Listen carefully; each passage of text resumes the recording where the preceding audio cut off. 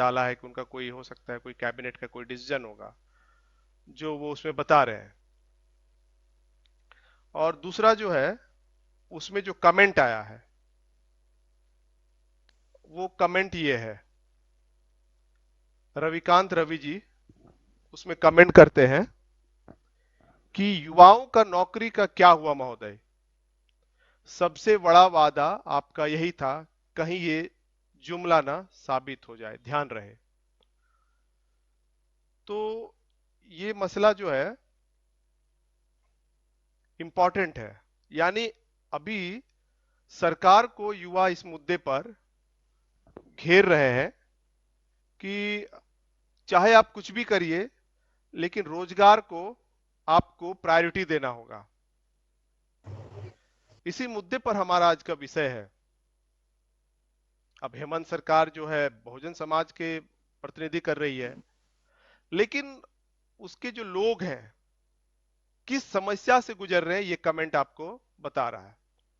हमारा विषय ध्यान दीजिए कि स्क्रीन पर है, भारत की दुर्दशा के जिम्मेदार मूल निवासी बहुजन समाज के पढ़े लिखे लोग। भारत के दुर्दशा के जिम्मेदार मूल निवासी बहुजन समाज के पढ़े लिखे लोग। इसमें रोजगार भी है, सारा चीज है, पूरे भारत का ओवरऑल है। इसमें हमारे साथ जो विद्वान साथी जुड़ेंगे बिहार और झारखंड से हैं, और राष्ट्रीय स्तर के जो संगठन है, जो समाज में आज समाज ने जिसको रिकॉग्नाइज किया है, उस ऑर्गेनाइजेशन से हमने आज इनवाइट किया है। पहले वक्ता है हमारे साथ अंधीर राम, मूल निवासी अंधीर राम, कटिहार बिहार से हैं। दूसरे हमारे साथी हैं अविचल कुमार, धनबाद से हैं, झारखंड बामसेप से। और एक और अन्य साथी हमारे साथ हैं, मूल निवासी ज्योति कुमार दास जी हमारे साथ जुड़े हुए हैं, जो बामसेप झारखंड से हैं। सबसे पहले मैं अपने सभी पैनलिस्ट साथियों का, जिन्होंने समय दिया इस कार्यक्रम इसमें प्रबोधन के लिए, उनका मैं अभिनंदन करता हूं। कार्यक्रम की शुरुआत में मैं उनका अभिनंदन करता हूं, स्वागत करता हूं। और विषय पर हम चलते हैं, समय नहीं ज्यादा लेते हुए। सबसे पहले मैं अविचल जी के पास चलेंगे, जो धनबाद से हैं और बामसेप संगठन के प्रदेश स्तर के पदाधिकारी हैं। हम उनसे सबसे पहले शुरुआत करते हैं। अविचल जी, आप हमें बताइए कि ये जो भारत है, सिंधु घाटी सभ्यता से ही अगर हम बात करें तो बता रहे हैं, देश के प्रथम प्रधानमंत्री ने जो किताब लिखी, या हम उससे पहले भी अपने महापुरुषों का या उसके बाद भी अपने महापुरुषों का बात करें, तो उन्होंने लिखा है कि भारत जो है काफी समृद्ध देश रहा। चाहे आप संसाधन के मामले में देख लीजिए, या आप जहां से हैं वहां पे कोयला का तो आप जानते ही हैं, ये पूरा झारखंड जो है खनिज संपदाओं से भरा हुआ है। इसी प्रकार से पूरे देश में खनिज संपदा भरपूर है भारत में। अनेकों मामले में हम एक्सपोर्ट करने में कई खनिज संपदा के मामले में आगे हैं। एक तो ये बात है। दूसरा कि हमारे पास लोग भी बहुत है, मानव संसाधन भी हमारे पास है। बाहर के लोग इसको बाजार के रूप में इस्तेमाल कर रहे हैं। लेकिन भारत की स्थिति, भारत अमीर और भारतीय गरीब। आप बताइए, आपका क्या अनुभव है, क्या आपके पास जानकारी है अविचल जी? जी जी, धन्यवाद मनोज जी। आज इस एमबीएन न्यूज नेटवर्क और साथ ही इस विषय में परिचर्चा के लिए जी आवेदन करने के लिए, निमंत्रित करने के लिए सभी को मेरा जय भीम, जय मूल निवासी। जी सर, ये बात तो बहुत आजकल तो हर युवा जान रहा है। हम्म इतना तो जागृत है ही कि वह देख ही रहा कि क्या रोजगार की स्थिति है। हम्म हम यह बताना चाहेंगे कि कभी किसी समय जब भारत में लोकतंत्र नहीं था, राजतंत्र था, और उस समय जब मेरा भारत आजाद ही हुआ था, हम तो बहुत पहले नहीं जाएंगे, अभी अभी हम हम्म वर्तमान की बात करते हैं। तो जब भारत आजाद ही हुआ था, राजतंत्र से जब लोकतंत्र ही आया हुआ था भारत में, तो उसके पश्चात जो भारत में जो रोजगार देने की जो प्रक्रिया आरंभ की गई, इस देश में औद्योगिक क्रांति लाई गई, लोगों में हम्म रोजगार सृजन जब किया गया, राष्ट्रीयकरण किया गया, तो भारत की जो जो 100% जो ये रोजगार के जो अवसर के जो क्षेत्र रहे, हम्म। उन क्षेत्रों में 2% सरकारी थी, बाकी की 98% जो हिस्सा था वो प्राइवेट यानी निजी कार्यों में, जिसमें बहुत सारे इंफ्रास्ट्रक्चर के कार्य हो गए, या फिर कमर्शियल वर्क हो गया, या कृषि के क्षेत्र हो गया, या फिर जो माइनिंग के क्षेत्र हो गया। इस प्रकार के बहुत सारे क्षेत्र थे, जी। असंगठित क्षेत्र जिसको हम लोग बोलते तो थे। लेकिन अगर हम आज की स्थिति की बात करें तो उसका दर 2% से बढ़ने के बजाय, क्योंकि उस समय आबादी लगभग 30 से 40 करोड़ के लगभग में थी, अराउंड हम्म। में थी। हम्म। लेकिन आज देखेंगे कि हमारी आबादी 130 करोड़ है। हम्म। तो यह जो क्षेत्र था, जो सरकारी क्षेत्र था, इसका दायरा बढ़ना चाहिए था। हम्म। ये 2 से 10% या 20% आज के क्षेत्र में होना चाहिए था। लेकिन क्या हो रहा है कि अभी हम देखेंगे कि धीरे धीरे घटकर वह 1% से भी कम आ गए। जी। इसका परिणाम क्या रहा? इसका परिणाम यह रहा कि इतनी बड़ी आबादी को, यानी इस देश की 66% आबादी युवाओं की है, हम्म। और युवाओं के लिए रोजगार मुहैया कराना हर सरकार का प्रथम जिम्मेवारी होता है, उसको हम्म। संसाधन देना हर सरकार की कर्तव्य होता है। तो वो देने के लिए करना चाहिए था कि हर सरकारी जो नौकरियां होती थी, वैकेंसी होती थी, उसको बढ़ाना चाहिए था। लेकिन बढ़ने के बजाय धीरे धीरे घट रहा है, पहला। दूसरा चीज ये है कि जैसा कि आपने बताया कि खनिज संसाधन, झारखंड एक ऐसा राज्य है भारत में जिसमें बहुत सारे खनिज संसाधन है। यह हम्म। बात सच है। तो भारत की झारखंड एक ऐसा राज्य है भारत देश में कि यह बहुत खनिज संपदाओं से भरा पड़ा है। अगर वास्तव में इसका दोहन हो, इसका वास्तव में कुछ नीति नियोजन अगर बना के इसको अगर क्रियान्वित किया जाए, हम्म। तो यह सिर्फ झारखंड को नहीं है बल्कि यह पूरे भारत में नौकरी और रोजगार के मुहैया के अवसर प्रदान किया जा सकता है, जी। इतना है। हम्म। क्योंकि हम लोग देखेंगे कि खनिज संसाधन सिर्फ नौकरी देने का एक जरिया नहीं होता है। यह मानव के हर क्षेत्र में यह समावेशी जो विकास की योजनाएं होती है उससे जुड़ा हुआ है। जी। हम यह भी देखेंगे किसी देश की जो जीडीपी होती है उसमें भी यह जब ये इन जीडीपी का भी इसमें जो समायोजन होता है, हम्म। उसका विकास के बहुत सारे आयाम होते हैं। उन आयामों में खनिज संसाधन जो संपदा है उसका हम्म। बहुत ही महत्वपूर्ण भाग रहता है, उसकी अर्थव्यवस्था में रहता है। उसका जब उसके तहत जो रोजगार सृजन होते हैं और उसके माध्यम से जब लोगों का विकास होता है, तो उससे देश का भी विकास होता है। तो हम्म। यह देश विकास का कार्य भी है खनिज संपदाओं के मामले में। लेकिन हम यह देखेंगे कि भारत देश तो बढ़ रहा है, लेकिन खनिज संपदाओं उसको उपभोग करने में भारत के जो देश की जो नीतियां हैं वह धीरे धीरे घट रही है। हम अगर 16-17 की अगर बात करते हैं तो उस समय लगभग 26% के जो अभी जो 18-19 है, उसमें हम्म। 35% हमारा जो जीडीपी में था वो योगदान उसमें था खनिज संपदा के क्षेत्र में। जी। लेकिन वह कभी हम देखेंगे कि वह बहुत ज्यादा जो धीरे धीरे वो घट ही रहा है, बढ़ हम्म। नहीं रहा है। आज देखेंगे कि आज की क्या स्थिति है, तो आज की स्थिति यह है कि हम अपने जो जीडीपी का है उसमें 2 से 3% अपने खनिज संपदाओं में, उसमें उसकी जो राशि है उसमें हम उपयोग कर रहे हैं, यानी कोई नीति नहीं बना रहे हैं। हम्म। एक ऐसी नीति जिससे हम रोजगार सृजन कर पाए, रोजगार के अवसर पैदा करा पाए, हमारे जो बेरोजगार लोग हैं उनको हम रोजगार दे पाए, ऐसे कोई नीति नहीं बन रही है।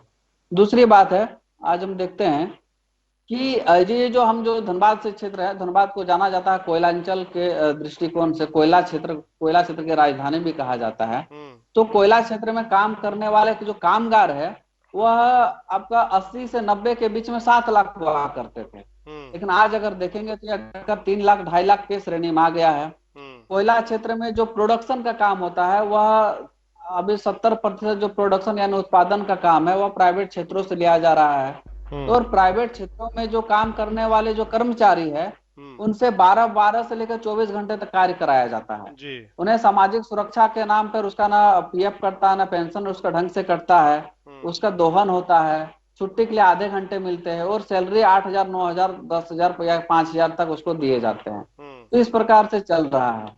दूसरा चीज यह है कि अगर सरकार इन क्षेत्रों में सही तरीके से अगर निवेश करती है हम्म। तो हम यह पाएंगे, अगर वो 6-7% भी अपने जीडीपी का उसमें निवेश किया जाता है, अपने जो संतुलित जो आय है उस आय का अगर निवेश करती है, हम्म। तो तकरीबन हम 1.30 मतलब यानी 1,30,00,000 तक का रोजगार हम मुहैया करा सकते हैं सिर्फ माइनिंग के क्षेत्र में। जी। बाकी अन्य क्षेत्रों के तो आप छोड़ दीजिए। यह पूरी तरीके से जो भारत का जो जो खनिज है।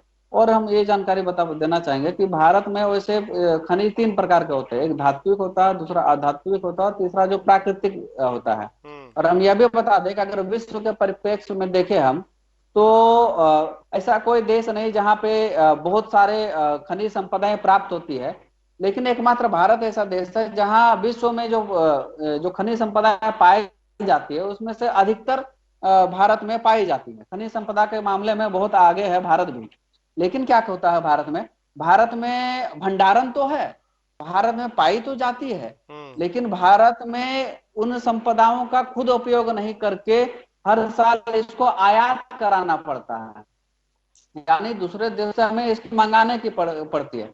अब देख लीजिए, हम उदाहरण एक दो उदाहरण देंगे क्योंकि बहुत सारे पैनलिस्ट और बहुत सारे सवाल है। जैसे हम्म। कोयला की ही बात हम करते हैं, तो भारत में कोयला उत्पादन में भारत दूसरा क्षेत्र में आता है, लेकिन भंडारण के मामले में बहुत आगे है। हम्म। भारत में इतना कोयला पाया जाता है कि ये अपने देश का जो जरूरत में जो कोयला है वो जरूरत को पूरा कर सकता है।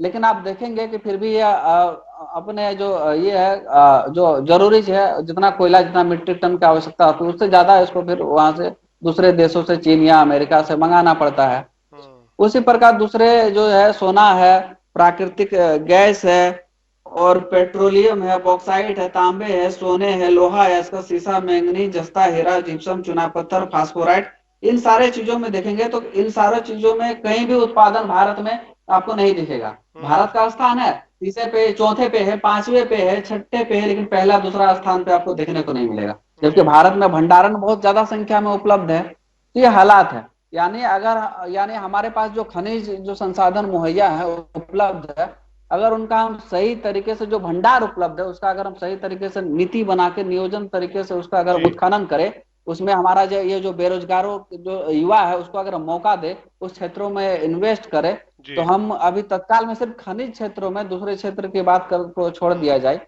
खनिज क्षेत्रों में हम जी। लगभग 1.5 करोड़ से लेकर 2 करोड़ तक अभी पूरा प्रत्यक्ष रूप से हम रोजगार मुहैया इसमें करा सकते हैं। जी। जी। तो बहुत बड़ी आबादी जो आज हम लोग देख रहे हैं कि रोजगार बेरोजगार की स्थिति में है, उसको हम डायरेक्टली इस प्रकार से नियोजन हम लोग दे सकते हैं, सिर्फ खनिज क्षेत्र के माध्यम से। राइट, जी राइट। मनोज जी। जी, बहुत बहुत धन्यवाद।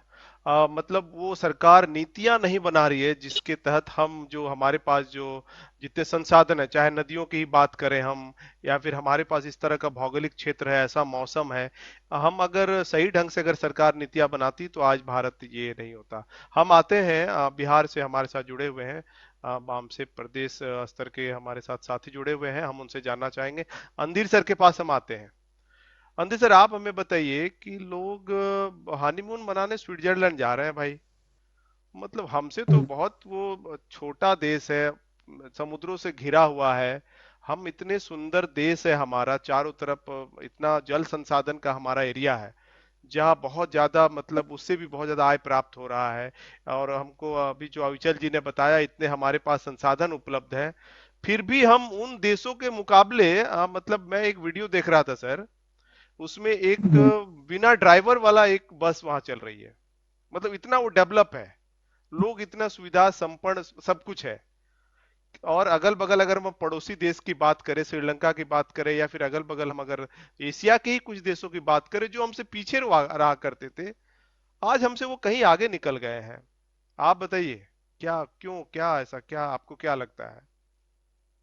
जी सर। सर्वप्रथम इस विषय पर अपनी बात रखने के लिए, जी। आमंत्रित करने के लिए एमबीएन के साथियों को जय भीम, जय मूल निवासी, और एमबीएन के सारे श्रोताओं को ही जय भीम, जय मूल निवासी। जी। साथियों, ये बहुत ही अच्छा विषय है जिसकी चर्चा आज हो रही है और एमबीएन के द्वारा लगाया गया है। हम्म। सबसे पहले हम इसको ऐसे देखते हैं कि इसको साबित करना करना चाहते हैं कि भारत जो है संपदाओं से भरा हुआ देश है। इसको ऐसे देखते हैं कि प्राचीन काल से हमारे देश में आक्रांता क्यों आते थे, क्योंकि हमारा देश संपदाओं से, साधन से संपन्न था। उसको राइट। लूटने के लिए, उसके दोहन के लिए आते थे। अंग्रेज क्यों आए? क्योंकि व्यापार के उद्देश्य से आए, और यहाँ हर संसाधन जो है परिपूर्ण मात्रा में भरा पड़ा है। जो हमारे लोग तो इसका दोहन नहीं कर रहे थे। तो इसका मतलब हम इससे साफ जाहिर है कि हमारा देश संपदाओं से भरा हुआ है। अब दूसरा तरफ हम देखते हैं कि हमारा जो भौगोलिक एरिया है, हम विश्व में सबसे बहुत जो भौगोलिक एरिया है वो विश्व के बहुत सारे देशों से बहुत ज्यादा है। हमारे जो पड़ोसी देश है उसमें केवल चीन ही आगे है। तो इस तरह से हमारा जो भूभाग भी है बहुत बड़ा भाग है, और उसके बाद हम मानव संसाधन भी हमारे पास बहुत ज्यादा है। उसके बाद जो है प्राकृतिक संसाधन भी हमारे ज्यादा है। हम देखते हैं कि हमारे पास मैदानी इलाका है, पठारी इलाका है, वहाँ खनिज संसाधन भरा हुआ है। हमारा जल का बहुत बड़ा क्षेत्र है जहाँ से हम तेल का दोहन करते हैं। अब बहुत सारी कंपनियां करती है, भारत सरकार की कंपनियां करती है, निजी कंपनियां करती है। तो इस तरह से देखते हैं कि हम बहुत साधन संपन्न हैं। फिर भी भारत और भारत के जो लोग हैं वो गरीब है या पिछड़ा हुआ है, बहुत ज्यादा पिछड़ा हुआ है। हम अगल बगल के देशों से हर मामले में पिछड़ा हुआ है। हम विकास का पैमाना क्या मानते हैं? विकास का पैमाना है कि किसी भी देश का जो है हेल्थ सिस्टम, एजुकेशन सिस्टम, वहाँ का डेमोक्रेसी, वहाँ का जो मीडिया की स्वतंत्रता है वो किस रैंक पर है। तो हम देख रहे हैं कि इन दिनों जो वैश्विक स्तर पर हमारे देश का जो आकलन किया जाता है इन सब में, ह्यूमन डेवलपमेंट इंडेक्स में, हंगर रिपोर्ट जो है वो उसमें, हेल्थ का जो रिपोर्ट है उसमें जब आकलन किया जाता है तो हम अपने छोटे छोटे देशों से बहुत पीछे हैं। और स्कैंडिनेवियन कंट्री और यूरोपियन कंट्री की तो बात ही छोड़िए, वो हमसे बहुत आगे। तो सबसे पहले अब हम इसको कुछ उदाहरण देंगे। और ये हिंदुस्तान में जो छपी रिपोर्ट है भारत में 29, हाँ भारत कहीं जो है नहीं, हिंदुस्तान जो पेपर है, न्यूज पेपर, उसमें जो 29/5/21 को एक रिपोर्ट छपी है जी। उस रिपोर्ट के हवाले से मैं बताना चाहता हूँ, उसको कोट करते हुए बताना चाहता हूँ। उसमें ये लिखा हुआ है, अजीम जी प्रेम जी विश्वविद्यालय को सभी जानते हैं, ये रिसर्च के क्षेत्र में भारत में बहुत आगे है। उनका ये रिसर्च है और उस रिसर्च को एक टाइटल दिया गया। उस टाइटल के नाम से उस पर पब्लिकेशन पब्लिश किया गया कि आर्थिक असमानता एक बीमारी है। तो इसके संदर्भ में हमारे बाबा साहब जो कहे हैं उसको हम लोग देख लेते हैं कि केवल जो हमको संवैधानिक अधिकार अगर मिल जाए तो वह पर्याप्त नहीं है जब तक कि हमें आर्थिक और सामाजिक समानता प्राप्त नहीं हो। अगर आर्थिक और सामाजिक समानता नहीं प्राप्त होगा तो यह लोकतंत्र ज्यादा दिन नहीं चलेगा। तो उसको हम इस संदर्भ में देखते हैं जो उस पेपर में पब्लिश हुआ कि आर्थिक समानता जो विषमता है हमारे देश में बढ़ रही है, वो कैसे बढ़ रही है उसका मतलब रिसर्च है और सैंपल सर्वे किया गया है लोगों का, और उस रिसर्च के आधार पर रिपोर्ट प्रकाशित किया गया the state of working India report के नाम से। और ये हिंदुस्तान में जो है 29/5/21 को प्रकाशित हुआ है जी। उसमें ये बताया है कि 2020 में जो कोविड पेंडेमिक आया, महामारी आई हमारे देश में, तो उसमें जो श्रमिकों की आबादी है उस श्रमिकों की आबादी के जो इनकम, सोर्स ऑफ इनकम है, यानी इनकम में बेतहाशा कमी आई है। जो सबसे निचले पैदान पर जो 10% लोग हैं उसकी आमदनी में 27% की कमी आई है। अच्छा। और जो अगले जो ऊपर वाले जो लोग हैं वो उनके आमदनी में 3 गुना 4 गुना वृद्धि हुई, राइट। ये ऐसा उस रिपोर्ट में आया है। उसके बाद जो है हंगर वॉच एक संस्था है, उस संस्था में इस रिपोर्ट आई है, एक सैंपल सर्वे किया गया है और उसमें पूछताछ किया गया है लोगों से। तो उन्होंने पाया कि हर 3 व्यक्ति में एक व्यक्ति यह कहा भारत में कि हम अक्सर या एक टाइम भूखे रहते हैं, और 71% लोगों ने यह कहा कि अभी के दिनों में हमारे भोजन में पोषण का जो डर होना चाहिए, जो पोषक तत्वों की कमी करना पड़ा है। तो कहने का मतलब है कि हमारी अधिसंख्य जनसंख्या वो जो है बेरोजगारी और आर्थिक समस्या से जूझ रही है, और इस सब कारण से हमारे देश में एक बीमारी के रूप में आर्थिक विषमता आया है। लॉकडाउन की बात, जो हमारा हमारे देश का जो इकोनॉमिक स्ट्रक्चर है उसका पोल खुल गया। क्यों? क्योंकि देखते हैं कि एक तरफ देखते हैं कि लोग भूखे मर रहे हैं और लोगों की आमदनी घट रही है, कुछ लोगों की आमदनी बहुत ज्यादा बढ़ रही है। तो ये जो हमारा स्ट्रक्चर है, इकोनॉमिक स्ट्रक्चर हमारे देश का, वो ये सूचित करता है कि ये यहाँ का जो इकोनॉमिक पॉलिसी है कुछ लोगों के हित में बनाया गया है, लोकतंत्र के हिसाब से नहीं बनाया गया जैसा कि बाबा साहब चाहते थे।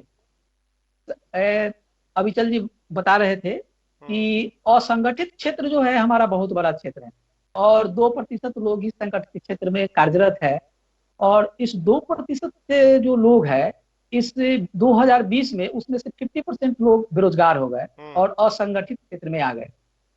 और असंगठित क्षेत्र जो है इस पेंडेमिक में तमाम असंगठित क्षेत्र का जो छोटी छोटी कंपनियां थी, छोटी छोटी इकाइयां थी, तमाम बंद हो गई और जो बड़े बड़े कॉरपोरेट थे और बड़ी बड़ी कंपनियां थी वो जो है मुनाफा कमाने लगी, यानी छोटी कंपनियां ध्वस्त होने लगी। तो इसका मतलब है कि उधर से जो भागे लोग थे और जो छोटी असंगठित कंपनियों में जो 80% कार्यरत लोग थे, 90% जो कार्यरत लोग थे, वे सबके सब बेरोजगार हो गए और उनके आय में गिरावट आ गई। ये तो हमारे लॉकडाउन की स्थिति में हुआ, जिसके कारण हमारे देश में जो है आर्थिक विषमता जो है ज्यादा बढ़ गई है। अब आइए हम देखते हैं मीडिया के क्षेत्र में, क्योंकि हमारे जो विकास है, हमारे देश का जो विकास है, इस सब पर निर्भर करता है, इस सब के डेवलपमेंट में इसका योगदान होता है। एक जो विश्व की एक संस्था है मीडिया निगरानी समूह, उसने जो है रिपोर्ट्स विदाउट बॉर्डर, इसने अप्रैल 2021 में एकदम जल्द ही ये प्रकाशित की है कि विश्व प्रेस स्वतंत्रता सूचकांक यानी वर्ल्ड प्रेस फ्रीडम इंडेक्स में भारत का क्या स्थान है।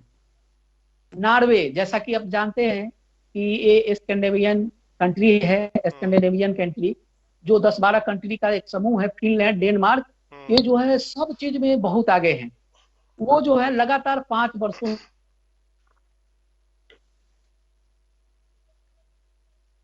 जी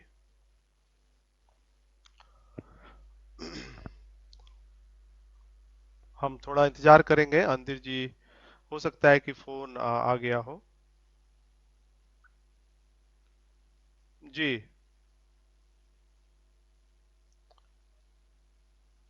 जी अंदिर जी।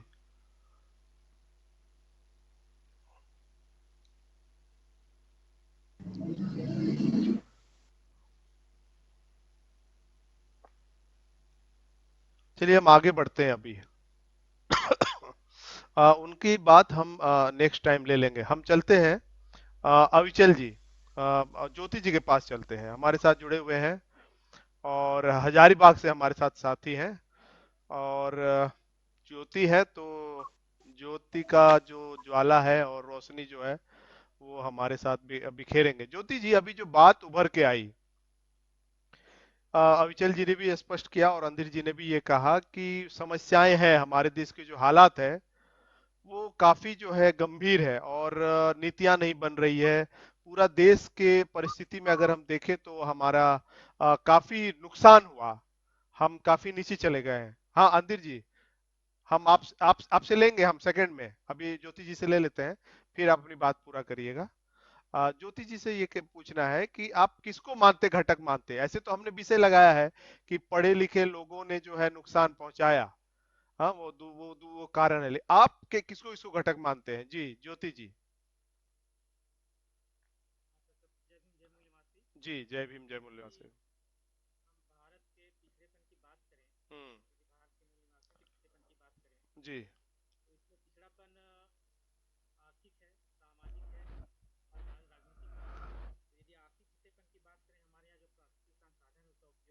हो रहा है ठीक से, या दुरुपयोग हो रहा है, या जो व्यापारिक जो ढांचा है वो गलत है, इसके बहुत सारे कारण हो सकते हैं। तो यदि हम आर्थिक पिछड़ेपन की बात करें तो यहाँ पे कुछ कुछ इसमें रीजन है।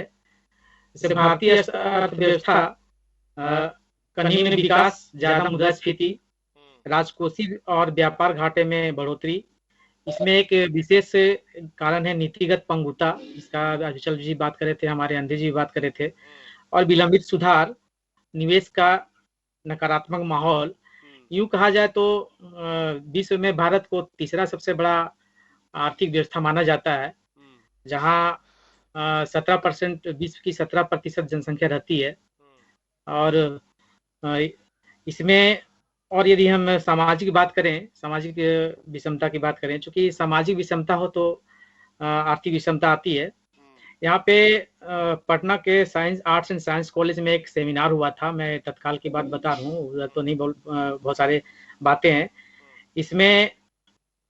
रोचेस्टर यूनिवर्सिटी अमेरिका के प्रोफेसर अलेक्जेंडर ली ने कहा था इस सेमिनार में कि भारत के पिछड़ेपन का मुख्य कारण यहाँ की सामंती विचारधारा है।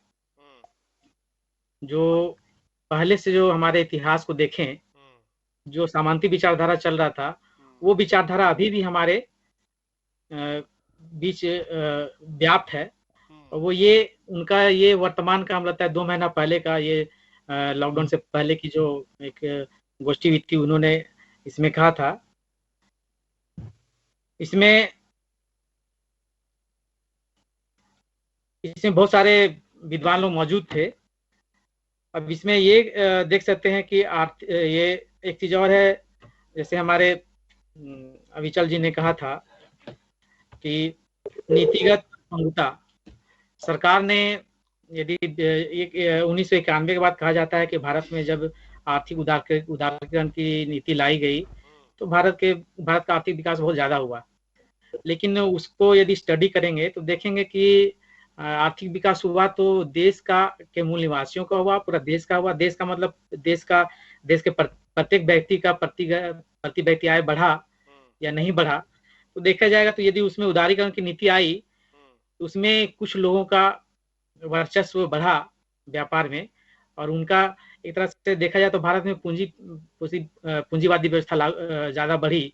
और उसमें भारत का जो समझिए कि 80% से ज्यादा जो आर्थिक संसाधन है या प्राकृतिक संसाधन से जो आर्थिक लाभ प्राप्त होता है, वो 2 या 3% लोगों के हाथ में गया, और वो खुद के विकास के लिए काम करें। वो अभी लॉकडाउन में देखा जाए, मैं किसी कंपनी के नाम लेना नहीं चाहूंगा, लॉकडाउन में सारी, अभी जैसे बात हो रही थी, लॉकडाउन में जितने भी छोटे लघु उद्योग थे या जितने भी छोटे छोटे व्यापारी वर्ग थे, उसका तो बिजनेस व्यापार तो खत्म हो गया।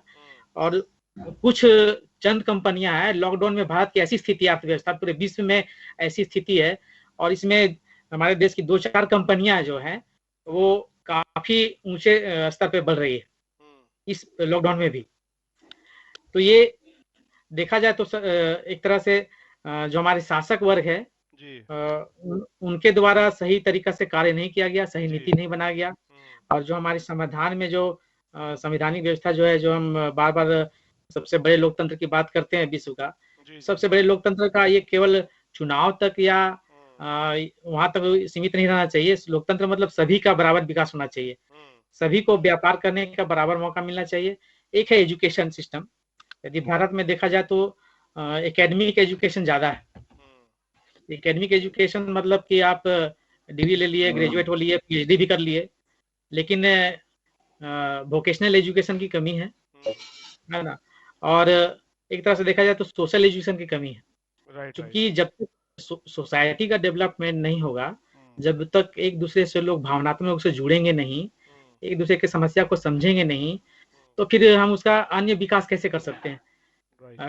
हमें किस चीज की जरूरत है, हमारे अंदर किस चीज की कमी है, हमें कहाँ डेवलपमेंट करने की जरूरत है, वो चीज यदि हम पीछे जाए तो बाबा साहब ने जो आरक्षण की बात हम लोग बार बार करते हैं, तो आरक्षण से पहले बाबा साहब को क्या चाहिए था, मतलब हमें विकास करने का अवसर या शासन करने का अवसर उनको मिलना चाहिए जो उस पिछड़ेपन है, जो जिनको जरूरत है। यदि हमारे विकास की चिंता वो विकसित लोग करेंगे तो वो हमारे लिए क्या कार्य कर पाएंगे। तो वो बहुत सारी चीजें हैं। तो कुल मिलाकर के यदि हम देश का गार्जियन हो या एक परिवार का गार्जियन हो, यदि परिवार का गार्जियन हो तो अपने परिवार के सभी सदस्यों का विकास बराबर रूप से चाहता है, सभी को हर क्षेत्र में मौका मिलना चाहिए। उसी प्रकार से यदि हमारे देश में 70 साल से ज्यादा हो गई हमें आजादी प्राप्त किए हुए, संविधान लागू हुए, तो हमारे देश में जो शासक वर्ग है उनका क्या होना चाहिए, उनका क्या उद्देश्य होना चाहिए कि हम किनका विकास ज्यादा करें, एक लेवल मिला है। यदि हम अभी स्विट्जरलैंड की बात कर रहे थे, अमेरिका की बात कर रहे थे, जापान की बात करते हैं, तो वहाँ की सरकारें जितनी भी आई, जितने भी शासक वर्ग आए, जी उनका उनका जो नीति बना वो देश में जो पिछड़े हैं, ज्यादा पिछड़े हैं, उनको ध्यान में रख के नीतियां बनी, उनके लिए कार्य हुआ, फिर वो सारे लोग एक लेवल में आ पाए हैं और वो ऐसी स्थिति है। तो इस राइट। चीज को हमें समझना पड़ेगा। जी जी बाकी जी जी। मतलब आपने जिनको कटघरे में खड़ा किया वो शासक वर्ग है। चलिए, एक ये भी पहलू है। हम अभी आज जो डिस्कस कर रहे हैं उसमें थोड़ा हमारा अलग है। हमारे जो हम जिस पर ठीक है। विषय पर हम लगाएं कि बहुजन समाज क्या कर सकता है इसमें। अभी हम चलते हैं थोड़ा अंदिर जी के पास, उनकी कुछ बातें रह गई थी, तो मैं चाहूंगा कि आप समाप्त करिए, फिर हम अविचल जी के पास जाएंगे। जी अंदिर सर। जी जी, हम्म हम इस बात को आगे बढ़ाते हैं। हम्म हम देखते हैं कि इन सब में हमारे देश के क्या हालात हैं। तो अब डेमोक्रेसी में हमारे देश की क्या हालात है, इस पर भी एक रिपोर्ट छपी है, द इकोनॉमिस्ट इंटेलिजेंस यूनिट। ये ब्रिटेन की एक संस्था है जो इस पर स्टडी करती है, डेमोक्रेसी पर, और ये 2006 से इस पर स्टडी करके रिपोर्ट प्रसारित करती है। हम्म 3 फरवरी 2021 को इस बार का जो है रिपोर्ट आई है। उस रिपोर्ट में 167 देशों का मतलब इंडेक्स में लाया गया है, और उसमें भारत का 153वां नंबर का स्थान है। जी और लोकतंत्र सूचकांक में भारत को दोषपूर्ण लोकतंत्र की सूची में डाला गया है। यानी कहने का मतलब है कि हमारे देश का जो लोकतंत्र है वो बहुत ही दोषपूर्ण है। हम देखते भी हैं आज के दिनों में एक ही व्यक्ति का पूरे मतलब न्यायपालिका पर, विधायिका पर, हर चीज पर एकाधिकार स्थापित हो गया। तो यह लोकतंत्र में पावर का मतलब विकेंद्रीकरण होना चाहिए, पावर का बंटवारा होना चाहिए। जबकि आज के दिनों में हम देखने में ये आ रहा है कि हमारे देश में एकाधिकार हो गया है हर चीज पर, एक ही खास व्यक्ति का। उसके राइट। बाद अब आते हैं एक हेल्थ पर आते हैं। Health care and access and quality index, यह भी वर्ल्ड लेवल पर प्रसारित किया जाता है, और ये भी हाल में ही आई है। और 195 देश का HAQ का स्टडी किया गया, और 195 देश का जो HAQ के स्टडी में जो भारत का जो नंबर है 194। अब समझ सकते हैं इससे बेहतर पोजीशन स्वास्थ्य में जो देश हर संसाधन से संपन्न है, सबसे बड़ी बात है कि मानव संसाधन बहुत ज्यादा है, उस देश का जो अगल बगल का कम भौगोलिक क्षेत्र वाले देश, वहां पर मानव संसाधन कम है, टेक्नोलॉजी भी कम है, वहां की सरकारें बहुत अच्छी है, देश के हित में काम करने वाली सरकार है, जिसके कारण उनका पोजीशन बेहतर है हमारे देशों से। जैसे श्रीलंका को उसमें 72.8 पॉइंट मिला है, वहीं पर इंडिया को 44.8 पॉइंट मिला है। उसके बाद भूटान जो सबसे छोटा देश है, बहुत दूसरे देश पर हर चीज के लिए आश्रित है, वहां का जो स्वास्थ्य ढांचा है वो बेहतर है, और उसको 52.7 पॉइंट दिया गया है। उसके बाद नेपाल भी हमसे आगे है, वो 50.8 पॉइंट के साथ जो है भारत से ऊपर है। हमसे ऊपर केवल पाकिस्तान और बांग्लादेश ही है। तो कहने का मतलब जो विकास का जो मानक है, उस मानक में हमारा देश बहुत पिछड़ रहा है। उसके बाद देखते हैं ग्लोबल न्यूट्रिशन रिपोर्ट, हमारे देश का सुने होंगे कि भूख के कारण लोग मर रहे हैं। ये 2018 का रिपोर्ट है कि 4,66,00,000 बच्चे कुपोषण के शिकार होने के कारण उनकी लंबाई और उनके वजन में कमी आई, और भविष्य में वही बच्चे रोग का शिकार होंगे और काम करने लायक नहीं रहेंगे। उसके बाद अंत में हम ये बताना चाहेंगे जो सबसे महत्वपूर्ण है वो है ह्यूमन डेवलपमेंट इंडेक्स, जिसमें रोजगार, शिक्षा, हेल्थ सब कुछ शामिल रहता है, डेमोक्रेसी, फ्रीडम, हर तरह की चीज को इसमें सम्मिलित करके इसको इंडेक्स को बनाया जाता है। इस इंडेक्स में 189 देशों का सूची जारी किया गया है WHO के द्वारा, और इसमें हमारा 130वां पोजीशन है हमारे देश का। तो ये बहुत ही हास्यास्पद स्थिति है। और जैसा कि हम जानते हैं कि हमारे देश का जो शासक है और शासित है ये दोनों में अंतर है। और ज्योतिबा फूले के अनुसार और बाबा साहब ने भी अपनी किताबों में संदर्भ दिया कि अगर दोनों को अगर देखा जाए तो दोनों एक दूसरे के लिए विदेशी है।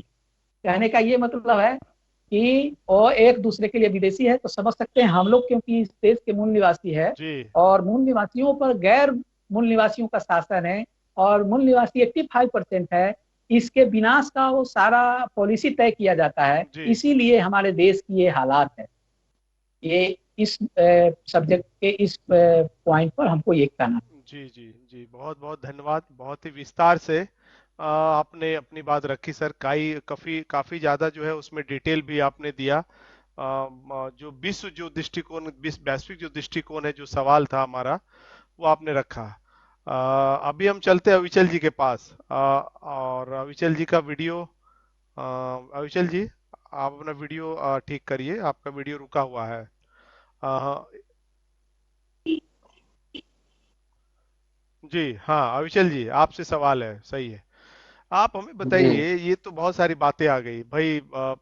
दुश्मनों ने नुकसान किया, एक तो क्लियर है। ज्योति जी ने भी बताया भाई, शासक वर्ग जो है वो रिपोर्ट के तुरंत का रिपोर्ट उन्होंने बताया कि बाहर के लोग आके यहाँ बता रहे हैं कि सामंती व्यवस्था, जाति व्यवस्था, ये बहुत सारी बातें हैं। अंधीर सर ने भी क्लियर कर दिया, जो हालत है वो बाबा साहब ने कही दिया कि बाहर के लोग यहाँ। लेकिन जो बैकवर्ड क्लास के लोग हैं, schedule caste, schedule tribe, OBC की हम बात कर रहे हैं आज, मूल निवासी बहुजन समाज के लोग, जिनको हमारे महापुरखों के आंदोलन से हासिल हुआ। अभी हम इतना बढ़िया, हमारा फोटो आ रहा है कैमरा में एकदम चकाचक। हाँ, लेकिन अगर हम बात करें कि हम कहाँ से लाए गए हैं, तो आप हम लोग बहुत अच्छी तरह से जानते हैं कि हम कहाँ से हम लाए गए हैं, मतलब किस परिस्थिति से हम यहाँ लाए गए हैं। तो क्या हमारी रिस्पॉन्सिबिलिटी समाज के विकास में, देश को समृद्ध बनाने में हमारा योगदान नहीं होना चाहिए? क्योंकि इसी देश के संसाधन में, इसी समाज के हिस्सा से हम आज सुविधा संपन्न हो रहे हैं। ऐसे तो अविचल जी, ये ज्योति जी बता रहे थे कि शासक वर्ग जिम्मेदार है, अंदर जी भी उसमें जोड़ रहे हैं, लेकिन बैकवर्ड क्लास के लोगों की क्या जिम्मेदारी नहीं है क्या? जी अविचल जी। जी मनोज जी। जी। जी हम्म। ये विश्लेषण है, ये जो सवाल है आपका, उसको हम इस प्रकार से विश्लेषण देंगे हम्म। कि बाबा साहब का जो संपूर्ण वाङ्मय है, हम्म। कि बाबा साहब के बहुत संघर्षों के बदौलत हम लोग बैठे हैं। तो उनका जो दृष्टिकोण था, उनकी जो उन्होंने जो अध्ययन किया था, उन्होंने जो ज्ञान अर्जित किया था, तो उनका हम लोग आंख मूंद कर उन्होंने जो लिखा है, यूं तो करना नहीं चाहिए, लेकिन उनके जो ज्ञान है उनके सामने, तो उनसे तो ज्यादा पढ़े लिखे हम लोग है नहीं। हम्म। तो उन्होंने जो भी लिखा है, तो उनकी बातों को तो हम लोग आंख मूंद कर उस बातों को स्वीकार कर लेना चाहिए। हम्म। तो एक तो है कि शासक वर्ग तो जिम्मेदार है ही, और कोई भी शासक वर्ग होता है तो वह नहीं चाहता कि हम अपना शासक वर्ग से हट जाएं, या फिर वैसे लोगों को हम अपना सारा हक अधिकार दें जिनको हम लोगों ने गुलाम बना के रखा, या जो वास्तविक इस चीज के हकदार है, वो लोग तो नहीं चाहेंगे ही, इसमें कोई दो मत नहीं है। हम्म। दूसरा है कि उस परिस्थिति में हमारे लोगों का क्या काम होना चाहिए, या फिर वैसे कौन से लोग हैं जो इस चीज के लिए जिम्मेदार हैं, आज जो हम लोग हक अधिकार नहीं मिल रहे। तो इसके लिए बाबा साहब ने का जो संपूर्ण वाङ्मय है 40 खंडों की, 40 खंडों में अभी जो एक पहला खंड है, हम्म। उसी में बाबा साहब ने लिखा है कि इसके लिए जो जिम्मेदार है वो बुद्धिजीवी जो वर्ग है, जो हम्म। बुद्धिजीवी लोग है, वो लोग है। इसलिए बाबा साहब ने इसको आगे विस्तृत करते हुए यह भी लिखा है कि किसी भी देश, चाहे वह कोई भी देश हो, उसकी जो अधिकांश जनता है, यानी 80 से 90% की जो जनता है, वह विचारशील या क्रियाशील जीवन व्यतीत नहीं करती है। वह क्या करती है, वह जो उस समाज का जो बुद्धिजीवी वर्ग है उनको फॉलो अप करती है, उसका अनुसरण करती है, उसका अनुगमन करती है। राइट। क्योंकि किसी भी देश की जो अधिकांश जनता है वह ना तो विचारशील होगी, ना वो सोचेगी कि ऐसी जो हमारी जो समस्याएं हैं क्यों हो रही है, ना वो उसको समाधान के लिए काम करेगी। तो कौन करेगा? तो बाबा साहब ने कहा कि उसके लिए जो बुद्धिजीवी वर्ग है वह करेगा। किस प्रकार करेगा? जैसे कोई समाज संकट में आ जाता है तो उसको सलाह देगा, उसको बाबा साहब ने इसके 3 आधार बताए कि वो वास्तव में बुद्धिजीवी वर्ग है कौन। तो वो उस बुद्धिजीवी वर्ग का जो आकलन है, बाबा साहब ने 3 पैमाने पर किया है कि बुद्धिजीवी वर्ग वह होता है जो सलाह दे सकता है, पहला, जो समस्या में घिरे समाज को जो नेतृत्व कर सकता है, और जो तीसरा है वह जो दूरदर्शी है, यानी ये जो बुद्धिजीवी वर्ग है जो यह समझ रहा है कि हमारे समाज में क्या समस्याएं हैं, इस समस्या का समाधान कैसे हो सकता है, और इस समस्या का जो समाधान अगर इस प्रकार से होगा तो फिर कौन इसको आगे बढ़ाएगा, किस प्रकार दिलाएगा, यानी उसका नेतृत्व कौन करेगा, तो फिर कैसे करेगा। तो बुद्धिजीवी वर्ग वास्तव में यह होता है। तो हम लोग अपने लोगों को पढ़ा लिखा होना, समझदार होना, ये दोनों अलग अलग बातें हम सभी भी जानते हैं। जैसे हम लोग कबीर का साहब का या फिर रविदास जी का हम लोग उदाहरण हम लोग दे सकते हैं। वो लोग कुछ खास पढ़े लिखे नहीं थे, फिर भी एक समय पे ज्योतिबा फुले भी 5वीं 6वीं तक पढ़ाई की थी। सावित्रीबाई फुले का तो स्कूल ही नहीं गई कभी वो। तो उन लोग तो उतना अध्ययन भी नहीं किए थे, बावजूद वो लोग क्या थे, समझदार थे, वो लोग बुद्धिजीवी वर्ग थे। तो उन्होंने समाज का यह जो था समाज समस्या को पहचाना और समाज को एक अच्छा नेतृत्व दिया। तो इस प्रकार हमारे पढ़ा लिखा तो वर्ग है ही अभी, जो बाबा साहब के संविधान के बदौलत तो काफी अधिक संख्या हम लोग पढ़ गए हैं, नौकरी ले लिए हैं, या फिर जो भारत की जो सुप्रीम पोस्ट है, IAS IPS प्रोफेसर वकील, बहुत सारे लोग ऐसे बन गए हैं। तो बहुत सारे लोग पढ़े लिखे हैं, लेकिन बावजूद इस समस्या का समाधान नहीं हो रहा है। तो इसलिए क्योंकि इस समस्या का जो समाधान जो बुद्धिजीवी वर्ग के पास होता है, वो चाहे वर्ग होगा या फिर लोग होंगे, नेता होगा या फिर वैसा दल या राजनीतिक पार्टी कोई भी हो सकता है। तो वह अपनी ये जो कार्य है, जो वह ईमानदारी से नहीं कर रहे हैं, अपने समाज का नेतृत्व नहीं कर रहे हैं, उनका सलाह नहीं दे रहे हैं, हाँ, उनकी जो समस्या का समाधान के लिए आगे बढ़कर काम नहीं कर रहे हैं, या फिर अपने उन महापुरुषों के जो आंदोलन था उसको वो लोग भूल गए हैं, देना नहीं चाहते हैं, अपने अपने काम में लगे हैं। इसीलिए हमारे समाज की ये जो दुर्दशाएं हैं, है ना। जी मनोज जी जी, बहुत बहुत धन्यवाद। आपके बात से हम सवाल खड़ा करते हैं अंदिर जी के पास, क्योंकि उन्होंने अपने अंतिम बात में बाबा साहब और फूले साहब दोनों को कोट किया। अंदिर सर, आपसे मेरा सवाल है कि ऐसे तो विचल जी ने बताया कि बाबा साहब साहित्य रचना के प्रथम में ही वो कुछ न कुछ बात उसमें डालते हैं, बुद्धिजीवी को गाइड करते हैं कि क्या होना चाहिए। आप हमें बताइए कि बाबा साहब अंबेडकर ने बुद्धिजीवी वर्गों को क्या उनके बारे में सोचा। जो ऐसे तो बाबा साहब ने अपने आंदोलन के समय में ही कहा कि भाई मेरे सामने तो कलरकों की भीड़ इकट्ठी हो गई है और वो अपना ही पेट पालने में लगे हुए हैं। मुझे तो बहुत आश्चर्य हुआ जब मैं संविधान सभा का सफर जो बना रहा था, उसमें मैंने ये ऑब्जर्व किया कि महाराष्ट्र में जहां बाबा साहब का कार्य क्षेत्र रहा, उस एरिया से बाबा साहब को जिताने का कोई मार्ग नहीं। जी अंधीर सर। जी, वीडियो ऑन करिए। ठीक है, ओके। हाँ ओके ओके, जी बोलिए। हाँ जी जी, हाँ अब प्रश्न रखा जाए तो। हाँ, प्रश्न ये है सर कि जैसे उन्होंने कहा, एक बार तो उन्होंने कह ही दिया अविचल जी ने, कि बाबा साहब जो है वो सोच रहे थे कि बाबा साहब ने बहुत सारी बातें रखी, कि बाबा साहब ये सोचते थे कि पढ़ा लिखा लोग की जिम्मेदारी ये निभानी चाहिए। दूसरा, बाबा साहब ने अपने समय में कहा कि पढ़े लिखे लोग जो है वो अपने ही पेट पालने में लगे हुए हैं, कलरकों की जी भीड़ इकट्ठी हो गई है। तो बहुत जी सारा जी, आरोप लगाया बाबा साहब ने। एक्चुअली बाबा साहब क्या सोचते थे, क्या जिम्मेदारी निभानी चाहिए? जी सर। बहुत अच्छा है। तो थोड़ी सी बात अविचल जी जो रख रहे थे उसमें हम हल्का सुधार करना चाह रहे हैं। जी अविचल जी ज्योतिबा फूले के बारे में बता रहे थे और उन्होंने बोला कि ज्योतिबा फूले 5वीं पास थे, तो ये तथ्य सही नहीं है। वे ग्रेजुएट थे मेरे कबीर। समझ से, जहाँ हाँ। इसको करेक्शन कर लेना चाहिए। तो राइट। हमारे और उच्च शिक्षा प्राप्त किए थे, उनकी ललक थी, और बहुत सारे पत्रिका भी निकाले, किताब भी लिखे, जी। शोध भी किया। हाँ, अंग्रेजी में तो लिखते थे अब वो। Right right. हाँ हाँ, अंग्रेजी में लिखते थे और पहले ग्रेजुएट थे हमारे समाज, जी जी। और उनका बहुत योगदान रहा। तो अब अपनी बात को हम रखते हैं। जैसे देखते हैं कि बाबा साहब और यानी किसके पद चिन्हों पर आगे बढ़े, तो उसमें हम देखते हैं कि सबसे पहले तो वो अपने 3 मार्गदर्शक को बताते हैं, बुद्ध, उसके बाद कबीर, और उसके बाद ज्योतिबा फूले को अपना मार्गदर्शक और गुरु मानते हैं। इस इन लोगों के अलावे इनकी जो विचारधारा थी, पेरियार, साहू जी महाराज, नारायण गुरु, सावित्रीबाई फूले, संत गाडगे से मिलती जुलती थी। और वे लोग जो अपने दूसरे माध्यम से जो प्रचार कर रहे थे, लोगों को जागरूक कर रहे थे, बाबा साहब ने अपने अध्ययन के माध्यम से जब उनको मौका मिला तो संविधान बना करके उसको पूरा किया। अ, दो राजघराने थे जो बाबा साहब को आगे बढ़ाने में उनका योगदान रहा। बड़ौदा के जो महाराज थे सयाजीराव गायकवाड़ और कोल्हापुर के नरेश साहू जी महाराज। अभी हम जितने भी महापुरुषों और संत महात्माओं का जिक्र किए, जिसको बाबा साहब फॉलो करते थे और जिससे प्रभावित थे, वे सारे के सारे महापुरुष संवैधानिक व्यवस्था के हिसाब से वे सभी ओबीसी थे और ब्राह्मणी ग्रंथ के हिसाब से वे शूद्र थे। जो वे जब स्टडी के दौरान जब आए तो उनको जो है सहयोग जो प्राप्त हुआ, वे सभी आज के संवैधानिक व्यवस्था के हिसाब से जो राजा थे साहू जी महाराज, सयाजी गायकवाड़ महाराज, वे सभी ओबीसी थे।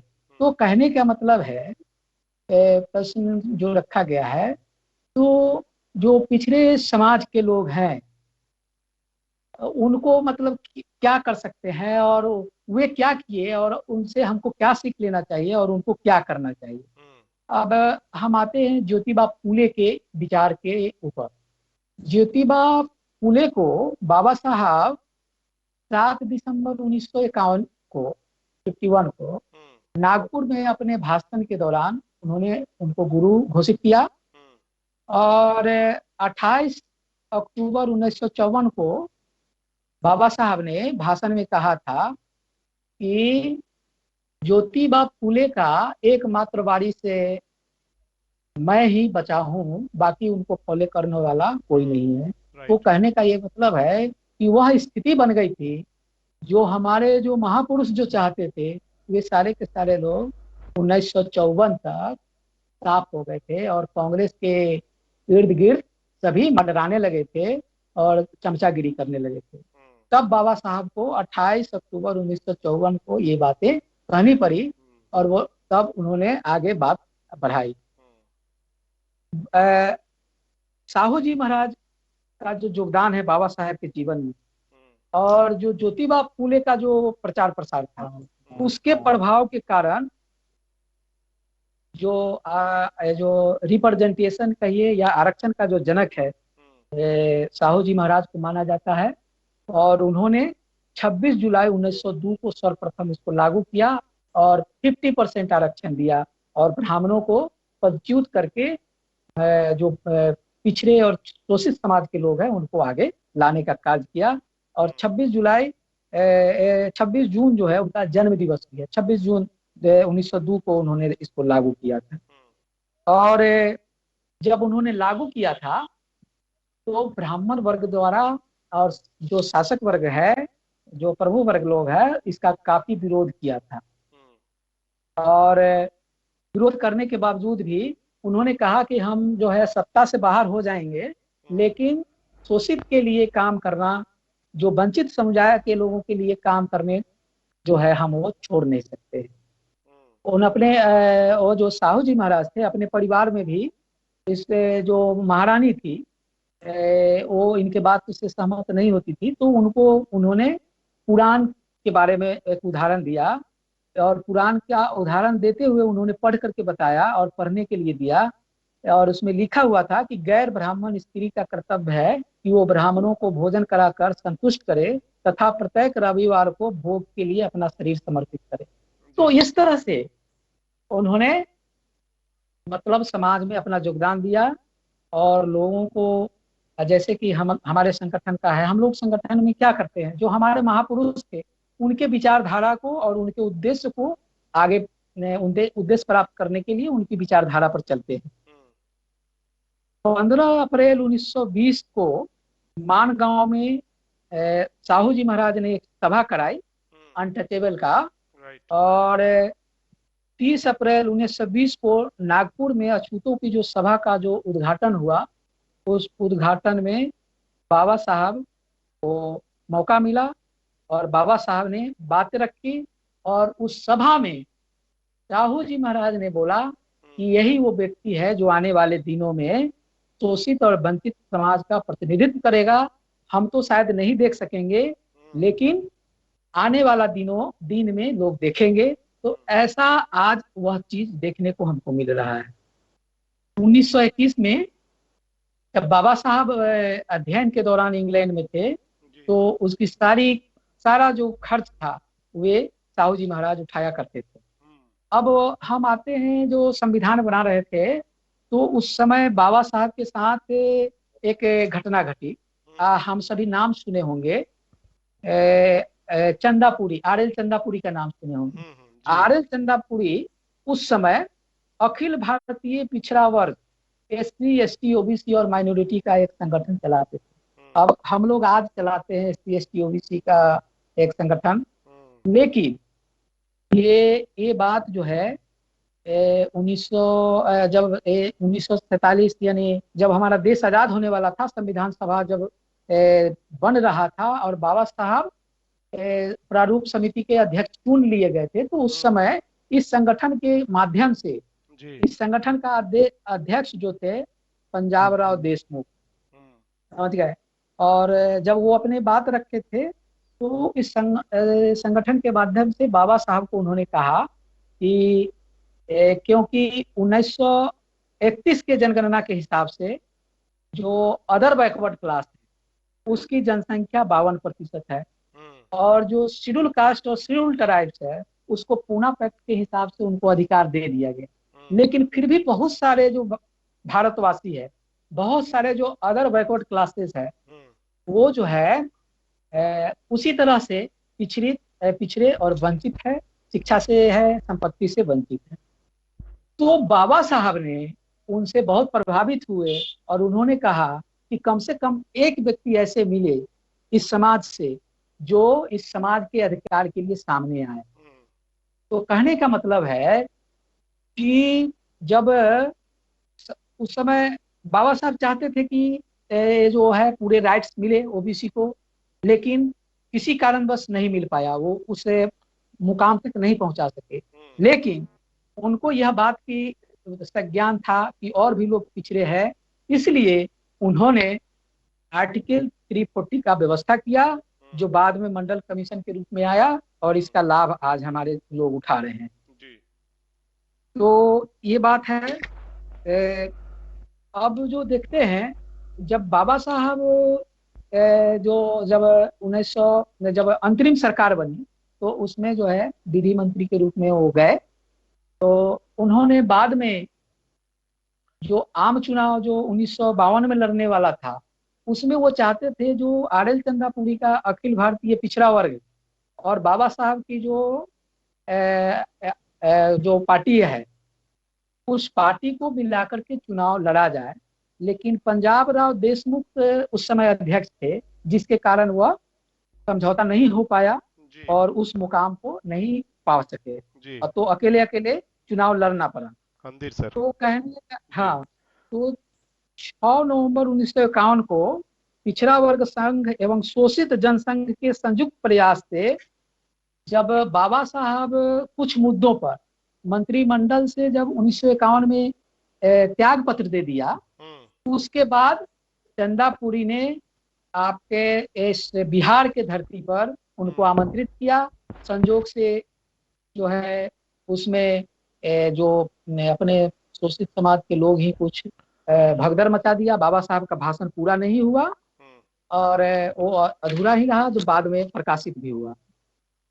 तो कहने का है कि अभी जो हमारे महापुरुषों ने जो हमारे समाज के उत्थान के लिए जो किया, उस चीज को हमको आगे बढ़ाना पड़ेगा।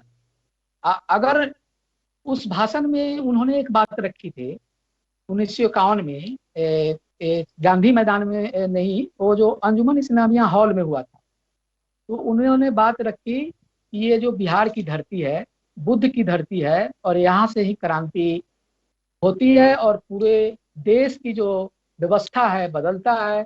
हमको बहुत अच्छा लगा कि इस देश के बदलने के लिए, सत्ता को परिवर्तन करने के लिए इस देश का इस राज्य का लोग आगे आ गए।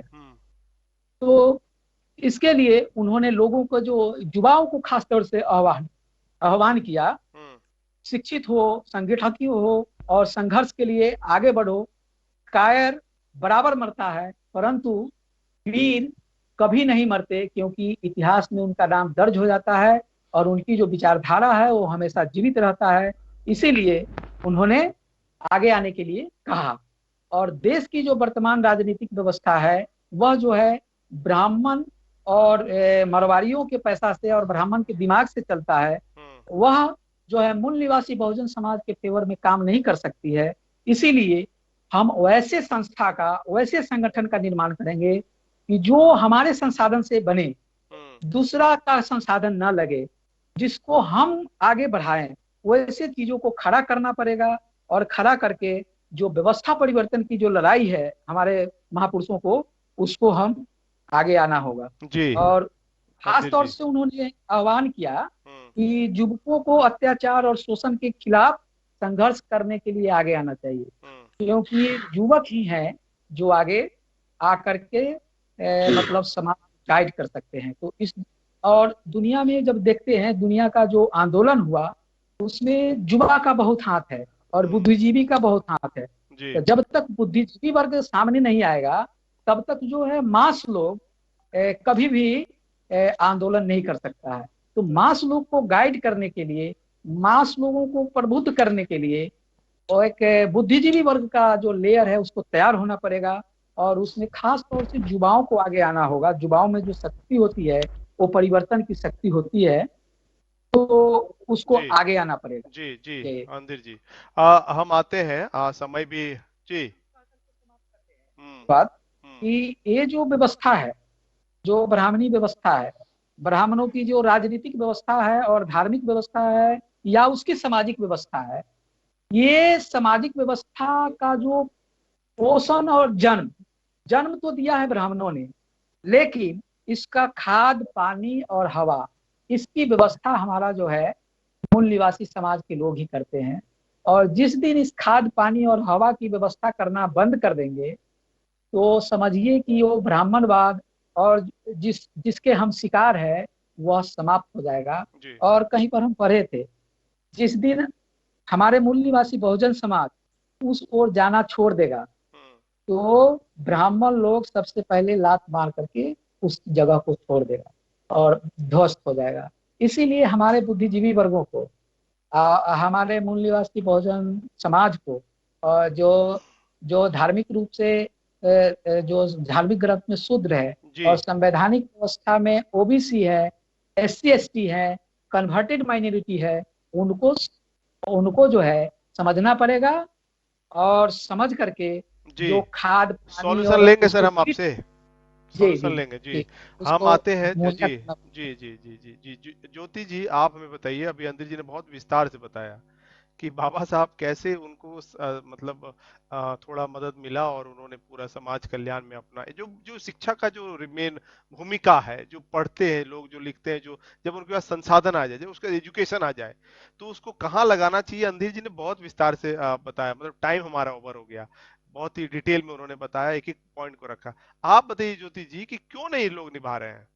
हाँ जी ज्योति जी।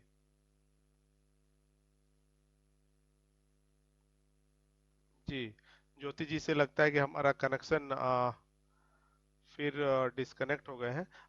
हम आते हैं अविचल जी। आप हमें बताइए कि पिछड़े वर्ग के जो लोग हैं, है ना, वो जो हमारे जो पढ़े लिखे लोग हैं, उनको सामाजिक ऋण से मुक्त होने की भावना के लिए तैयार करना होगा। जैसे कुछ हद तक तो उन्होंने बताया अंधीर जी ने। आपको क्या लगता है संगठन का क्या रोल है? एक तो हमने जैसे अंधीर जी बताया कि भाई लोगों का रोल है और उनको उस बुद्धिजीवी लोग को मार्ग पर लाना, लेकिन संगठन की भी भूमिका है। आप उसको कैसे देखते हैं जी? जी बाबा साहब इसमें बताए थे कि जो बुद्धिजीवी जो होगा वह या तो कोई व्यक्ति होगा, हम्म या तो व्यक्तियों का समूह यानी हम्म इसके बारे में बहुत कहा था। इसमें जो संघ यानी संगठन है उसकी भूमिका बहुत ही महत्वपूर्ण रही है। हम्म चाहे हम प्राचीन भारत में जो ब्राह्मणों का जो भारत में जो व्यवस्था थी, जाति व्यवस्था, उस समय जो वर्ण व्यवस्था का रूप हम्म उसको सिरे से खारिज करना, नकारना में जो बुद्ध का जो बहुत महत्वपूर्ण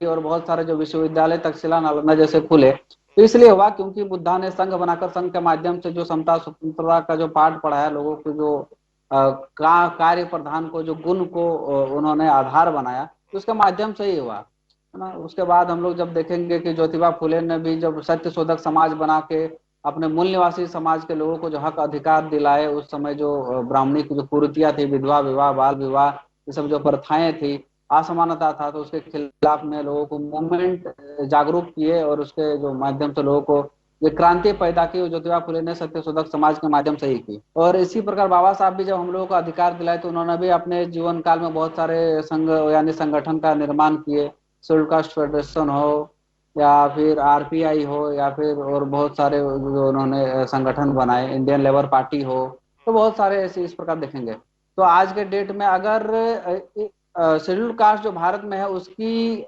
जो उत्तर भारत में जो क्रांति हुई है आज के समय में, अगर हम वर्तमान में देखते हैं, तो उत्तर भारत में जो एक जो इतना प्रबल जो भारत का जो सबसे ज्यादा अगर कहीं प्रभाव रहा तो उत्तर भारत में रहा, ब्राह्मणों का आतंक रहा, तो वहां रहा। तो उस जैसा क्षेत्र में आपका जो हम लोगों ने यह जो क्रांति हुई ब्राह्मणों के खिलाफ में, बीएसपी ने की, बहुजन समाज पार्टी ने की, तो उन्होंने भी संघ यानी संगठन बनाकर ही की। और हम पूरा अगर विश्व का अध्ययन करेंगे तो पूरे विश्व में क्रांति जहां भी हुई है वहां पे संगठन के माध्यम से ही हुई है। और दूसरा धार्मिक या सामाजिक जो संगठन रहे, क्रांतियां हुई है उसके बाद ही हुई है। तो उसको बाबा साहब ने अपने जीवन काल में ही उन्होंने सोचा था कि धार्मिक क्रांति भारत में भी हम करेंगे, धार्मिक क्रांति के माध्यम से हो सके हम सत्ता दिला पाए। तो उन्होंने जब ये एक भाषण लिखा था, जब जात पात तोड़क मंडल के जो भाषण था, उन्होंने खास करके इसी परिप्रेक्ष्य में उन्होंने लिखा था। और उन्होंने जो वहाँ के जो लोगों को, जात पात तोड़क मंच के जो लोग थे, उनको उन्होंने कहा था कि यह जो सारी जो सामाजिक जो कुरीतियां हैं ये जाति के कारण है, और यह जो जाति है वो शास्त्रों द्वारा निर्मित है। जब तक आप लोग शास्त्र को, जो वेद शास्त्र, इसको डायनामाइट से नहीं उड़ाएंगे तब तक जाति प्रथा खत्म नहीं होगी। जब तक जाति प्रथा नहीं खत्म होगी तब तक हमारे समस्याओं का समाधान नहीं होगा। तो उन्होंने क्या किया, उस सभा को कैंसिल कर दिया। अंत में बाबा साहब ने उसी को ड्राफ्ट बना के किताब बनाया और उसको प्रचारित किया था। तो देखेंगे कि तो बाबा साहब ने सोचा कि नहीं, भारत में धार्मिक क्रांति संभव नहीं है, इन लोगों एक भाषण के चलते पूरा का पूरा मेरा जो ये उद्देश्य था लोगों को पहुंचाने का, उसको ही खत्म कर दिया। भारत में धार्मिक क्रांति नहीं हो सकती है, तो भारत में सामाजिक क्रांति के माध्यम से ही हम लोगों को इसका सही मार्ग दिखा सकते हैं, लोगों को जागरूक कर सकते हैं और उसको उसके उद्देश्य की पूर्ति करा सकते हैं। तो इसलिए बाबा साहब ने जो सामाजिक जो मूवमेंट था, सामाजिक जो विचार का प्रसार करना, उसको सामाजिक, उसका अपने संगठन के माध्यम से सामाजिक क्रांति का मार्ग चुना।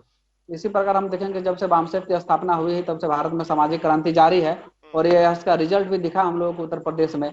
और बहुत सारे ऐसे जो राजनेता भी हुए, जैसे लालू प्रसाद यादव हो, मुलायम सिंह यादव हो, अखिलेश यादव हो, और वैसे बहुत सारे लोग हमारे उस मूवमेंट से, बामसेफ के मूवमेंट से, सामाजिक मूवमेंट से उभरे, और उन्होंने भी अपने अपने क्षेत्र में अपने अपने कार्यकाल में वो सत्ताएं परिवर्तन की। तो बहुत बड़ा एग्जाम्पल है, चाहे इतिहास हो या फिर मध्यकाल हो या फिर हमारा वर्तमान काल हो, हमने देखा है। तो भारत में जो क्रांति होगी, जो सामाजिक परिवर्तन होगा, वह सामाजिक संगठन के माध्यम से ही होगा। और हम सभी जानते हैं आज तो वामसेफ एक ऐसा संगठन के बैकवर्ड क्लास के लिए एक ऐसा संगठन, सामाजिक संगठन नाम पर उभरा है, जो आज लोग देख भी रहा है और एक उदाहरण भी है। समाज में सामाजिक संगठन के माध्यम से हम लोग समाज में सामाजिक जागृति करते हैं, उसको उसका दोस्त और दुश्मन की पहचान कराते हैं, लोगों को जोड़ते हैं, उसका उद्देश्य बताते हैं। इस प्रकार जब हम लोग संगठन के माध्यम से ही, हमारा इतिहास भी बता रहा है कि संगठन के माध्यम से हम अपने समाज को नेतृत्व कर सकते हैं, उसको उसका अधिकार दिला सकते थे। सामाजिक संगठन से में लोगों को जुड़ना चाहिए और जुड़कर इस विचार का, हमारे विचारधारा का, महापुरुषों की विचारधारा का, अपने उद्देश्यों को उनको जन जन तक पहुंचाना चाहिए, और इसमें जुड़कर हम लोग समाज में क्रांति कर सकते हैं, है ना। तो इस प्रकार हम लोग सामाजिक संगठन यानी वामसेफ के माध्यम से सामाजिक क्रांति कर सकते हैं, फिर हम लोग सत्ता में आएंगे। इसकी बहुत महत्वपूर्ण भूमिका है। जी जी जी, बहुत बहुत धन्यवाद आपका अविचल जी। आपने बताया कि कैसे सामाजिक संगठन का पहले से भी, मतलब भारत के आज़ादी के पहले भी और बाद भी और अभी भी क्या महत्वपूर्ण भूमिका निभा सकती है। चलिए, संगठन का एक बड़ा रोल है। हमारे साथ जुड़ चुके हैं ज्योति जी, उनके पास हम मंदिर जी के पास आएंगे अंतिम में कंक्लूजन के लिए। कम समय में ज्योति जी, हमारे पास समय कम है, तो आप हमें बताइए कि जो क्यों नहीं लोग निभा रहे हैं, एक ये आपसे सवाल है, क्यों लोग नहीं निभा रहे जिम्मेदारी जी। सबसे पहले ये समझना होगा कि जिम्मेदारी उनकी क्या है। हमारे समाज के अधिकांश लोग समाज के प्रति अपनी हमारी क्या सहभागिता होनी चाहिए, क्या जवाबदेही होनी चाहिए, वो नहीं जानते हैं। और जो जानते हैं वो अनदेखा करते हैं। और क्यों नहीं जानते? क्योंकि वो सामाजिक जो हमारे आंदोलन है हमारे महापुरुषों का, उनको स्टडी नहीं किए, वो पढ़ने से कतराते हैं। दूसरी बात, जो हमारा बुद्धिजीवी वर्ग तैयार हुआ संविधान के माध्यम से, चाहे आर्टिकल 15 के द्वारा एजुकेशन से हो या 16(4) के द्वारा रोजगार में आए हो, तो रोजगार को वो आर्टिकल 16(4) से जो अपने समाज का प्रतिनिधित्व करने के लिए देश के जो क्या बोलेंगे से ये हमारे जो सरकारी संगठन है उनका जो प्रतिनिधित्व उसमें करने के लिए गए हैं संविधान के माध्यम से, तो उनको वो अपना रोजगार का साधन मान लिए हैं। सोचते हैं कि हमें हम पढ़ लिए तो अपने बदौलत हमें, हमारे एजुकेशन के बदौलत हमें ये रोजगार मिल गया और अपना परिवार को चलाओ, फिर वहाँ पे खत्म हो जाओ, फिर उसका परिवार का आगे क्या भविष्य है पता नहीं। तो ये बहुत सारी चीजें हैं, वो ये नहीं समझ पा रहे हैं कि हमें ये रोजगार किस लिए मिला। ये हम अपना समाज का प्रतिनिधित्व के लिए आए हैं। यदि मैं एक IAS अफसर बना हूँ या शिक्षक बना हूँ, जो भी है, तो एक प्रतिनिधि रूप में मुझे अपने माध्यम से लोगों को प्रेरित करना चाहिए, अपने समाज के लोगों को, और उसको सही रास्ता दिखाना चाहिए। एक तरह से नेतृत्व क्षमता की कमी है। और नेतृत्व क्षमता उसमें आती है जो कुछ सोचते हो, दूसरे के सोच जो बना हुआ है, हम लोग मनुवादी बोले या जो भी सोच है, उसी सोच को ढो रहे हैं, भले भी अपने आप में एक एजुकेटेड हो गए हैं। हमारे गौतम बुद्धा साहब ने कहा अपना दीपक स्वयं बनो। तो अपनी जो समस्याएं हैं उस समस्या का हल हम कैसे कर सकते हैं? बुद्धिजीवी वर्ग है तो खुद सोचना है, खुद रास्ता बनाना है और समाज को एक सही दिशा देना है। वो काम ना करके वो बुद्धिजीवी वर्ग हुए एक तरह से अपना पेट पाल रहे हैं, अपना केवल परिवार का भरण पोषण कर रहे हैं, वहीं तक सीमित हो जा रहे हैं, उसके आगे वो सोच नहीं पा रहे हैं। समय कम है इसलिए मैं जी बहुत बहुत धन्यवाद आपका। कुछ लोग, आपने दो बातें बताई, एक तो कुछ लोगों को पता है कि क्या करना है और वो नहीं कर रहे हैं, और दूसरा ये है कि जो लोग नहीं जानते, इग्नोरेंस में है। चलिए, ये एक बात उभर के आई। अब हम चलते हैं अंतिम कंक्लूजन पे। हमारा अंतिम सवाल है अंधेर राम सर से कि आप बताइए सर, ये जो विषय हमने लगाया भाई, जो समस्या है, भारत की जो स्थिति है, बहुत ही मतलब एक तो हम मिडिल क्लास कंट्री में हम आते थे, लेकिन आज भारत 70 सालों में जिन लोगों ने शासन किया उनको लोअर देन मिडिल क्लास पहुंचा दिया। आपने बहुत सारे उदाहरण भी दिए। दूसरी बात ये आई कि हमारे जो बहुजन महापुरख हैं, कैसे उन्होंने हमको अधिकार दिलाए। अब अंतिम में ये बात भी आ गई कि सर वो जो पढ़े लिखे लोग हैं जिन पर हम बात कर रहे हैं कि बहुजन मूल निवासी ही दुर्दशा के मेन फैक्टर है, हाँ, लोग नेताओं पर आरोप देते हैं। ओवरऑल जो विषय है उस पर आप क्या मैसेज, अंतिम मैसेज क्या होगा? जी ठीक है, मैं इस पर अपना बात रखना चाहता हूँ। जी सबसे पहली बात, हम ये समझते हैं कि हमारे देश में दो तरह के लोग हैं। एक वैसे लोग हैं जो यथास्थिति बनाए रखना चाहता है, और एक वैसे लोग हैं जो परिवर्तनकारी शक्तियां हैं। हमारे वो चाहती है कि ये बदल जाए, हम लोग क्या व्यवस्था परिवर्तन हो। लेकिन एक वर्ग है इसको यथास्थिति बनाए रखना चाहता है। तो हम ऐसा समझते हैं कि अभी अपने देश में क्या स्थिति है कि यथास्थिति बनाए रखने वालों की संख्या अधिक है, जिसमें हमारे मूल निवासी बहुजन समाज भी जोर लगाए हुए रहते हैं, और जो परिवर्तनकारी शक्तियां हैं उनकी संख्या बहुत कम है। जैसे कि हम ऐसे पावर का जब निर्माण कर लेंगे, जो हम परिवर्तन करने वाले लोग की जब इतनी संख्या हो जाएगी और इतना हम समझ बना देंगे समाज में कि वो परिवर्तन के लिए तैयार हो जाए, तो हम जो है इसको परिवर्तन ला सकते हैं। तो कहने का मतलब है कि हमको ज्यादा से ज्यादा लोगों को परिवर्तन के लिए तैयार करना पड़ेगा, क्योंकि आज के दिनों में हमारे जो लोग हैं, हमारे लोग भी, और जो इस व्यवस्था के लाभान्वित लोग हैं, वो तो कभी नहीं चाहेंगे कि इस स्थिति को हम बदलने दें। वो तो चाहेंगे कि यह स्थिति हमेशा के लिए बनी रहे, लेकिन हमारे भी लोग उस स्थिति को बनाने में मदद करते। तो कम से कम हम अपने लोगों को इतना प्रशिक्षित करें, इतना प्रबोधित करें कि वह यथास्थितिवादी व्यवस्था के खिलाफ हो जाए। जैसे अविचल जी बता रहे थे कि ये जो सिद्धांत है, ब्राह्मणवादी सिद्धांत, वो सब सिद्धांत जो है विषमता का है। और यह सब जो आता है उसके धार्मिक ग्रंथों से आता है, उन्होंने बताया। और इसके बाबा साहब ने कांग्रेस और गांधी ने अछूतों के लिए क्या किया, ये वॉल्यूम 9 में उन्होंने इसको उद्धृत किया है कि यह जो विषमता होता है क्यों होता है, कैसे पैदा हो जाता है। उसके 6 पॉइंट बताए। तो उन्होंने पहला बताया कि क्रमिक असमानता लाता है। दूसरा, शूद्रों और अछूतों को शस्त्र विहीन कर देता है। उसके बाद शिक्षा विहीन कर देता है। उसके बाद सत्ता से वंचित करता है, देख ही रहे हैं सत्ता से कैसे वंचित करता है यार। उसके बाद संपत्ति रखने का अधिकार से वंचित करता है। उसके बाद संपूर्ण महिलाओं का शोषण करता है। तो ये जो ब्राह्मणवादी जो बातें हैं, ये उनके धार्मिक ग्रंथों से आता है। और यह जो सिद्धांत है उनका धार्मिक सिद्धांत नहीं हो करके, ये धार्मिक सिद्धांत होने के साथ साथ उसका सोशल प्रिंसिपल वही है, उसका इकोनॉमिकल प्रिंसिपल भी यही है। लेकिन ठीक बाबा साहब ने जब जब वो अपना संविधान बनाया, जैसे मनु का संविधान बनाया, मनु ने अपना संविधान बनाया, तो उन्होंने विषमता को प्रोजेक्ट किया। लेकिन जब बाबा साहब का अवसर मिला तो उन्होंने समता का सिद्धांत लाया। और ये समता का जो सिद्धांत है वो फंडामेंटल राइट में लाया।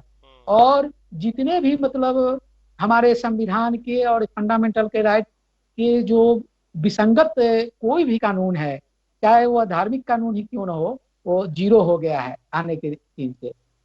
तो हमको ये जो चीज ये संविधान के माध्यम से मिला है, ये जो संवैधानिक अधिकार मिला है, तो हम अपने अपने लोगों को, मूल निवासी बहुजन समाज के बुद्धिजीवी को चाहिए ये जो संवैधानिक मूल्य है, इस मूल्य को समाज में स्थापित करने के लिए आगे आए और बहुसंख्य जनता को ये जो संवैधानिक मूल्य है वो उसमें आ जाए और उसको ग्रहण करे।